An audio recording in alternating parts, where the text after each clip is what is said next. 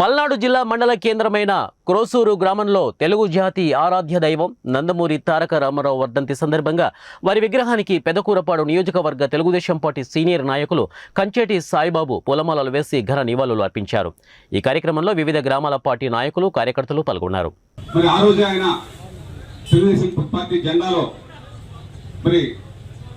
పేదవాళ్ళకి మంచి చేయాలని ఒక సదుద్దేశంతో ఆయన ఏదైతే కళ్ళగన్నాడో మరి అదే ఉద్దేశంతో ఆయన చనిపోయే వరకు కూడా మరి పేదవాడికి కూడు గుడ్డ అనే నినాదంతో మరి ఆయన పరిపాలన అంతా కూడా అదే రకమైన పద్ధతిలో సాగిపోయింది. మరి ఆయన ఎన్నో మంచి కార్యక్రమాలు సమాజంలో అప్పటి వరకు పేద వర్గాలను పట్టించుకోని పరిస్థితుల్లో ఒక అడుగు ముందుకేసి నేను ఉన్నానని చెప్పి ధైర్యం చెప్పి ఇల్లు లేని ప్రతి ఒక్కరికి కూడా పక్కా ఇల్లు, జనతా వస్త్రాలు, ఆడబిడ్డలకి ఆస్తిలో సగం వాటా, పేదలకు కిలో 2 రూపాయల బియ్యం, ఎన్నో రకాల పథకాలతోటి పరిపాలనలో తనదైన ముద్ర వేసుకొని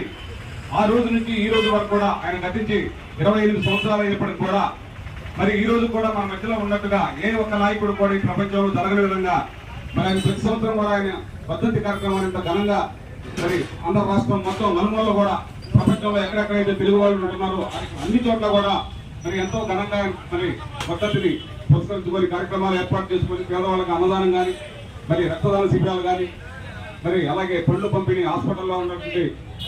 మరి హాస్పిటల్లో పేషెంట్స్కి పళ్ళు పంపిణీ కానీ, నిరాశ్రయులకు కానీ బట్టలు కానీ అని ఇచ్చే కార్యక్రమాలు ఆంధ్రప్రదేశ్ రాష్ట్రంలో నలుమూల మరి కార్యక్రమాలు ఏర్పాటు చేసుకోవడం తెలుగుదేశం పార్టీ అభిమానులు కానీ నాయకులు కానీ మరి వారి కార్యక్రమాన్ని తమ ఇంట్లో పండగ వచ్చిన ఒక ఇంట్లో కార్యక్రమం లాగా ఏర్పాటు చేసుకొని మరి ఆయన మీద ఉన్నటువంటి అభిమానాన్ని మరి తెలుగు జాతి మొత్తం కూడా చాటుకుంటున్నందుకు ఎంతో గర్వంగా ఉంది.